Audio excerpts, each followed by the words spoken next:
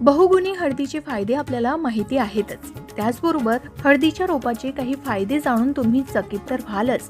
शिवाय हे रोप तुम्हाला मालामाल देखील बनवू शकतं. ते कसं तर वास्तुशास्त्रानुसार घरात हळदीचं रोप लावल्यानं समृद्धी वाढते आणि आर्थिक चणचणी दूर होऊ शकतात. कुटुंबात सदस्यांचे नातेही घट्ट होण्यास मदत मिळते. म्हणून वास्तुशास्त्रानुसार हळदीचं रोप नेहमी दक्षिण आणि पूर्व मध्यभागी म्हणजेच आग्नेय कोपऱ्यात लावावं.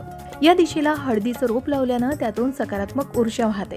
त्यासोबतच सर्व वास्तुदोषही दूर होऊ शकतात. शिवाय घरात सुख शांती हवी असेल तर पश्चिम उत्तर दिशेला हळदीचं रोप लावावं. याचबरोबर हळदीचं रोप पूर्व किंवा उत्तर दिशेला लावल्यानं सुख, समृद्धी आणि ऐश्वर्य प्राप्त होऊ शकतं. त्याचबरोबर घरात हळदीचं रोप लावल्यानं पावित्र्य आणि मांगल्य पसरतं.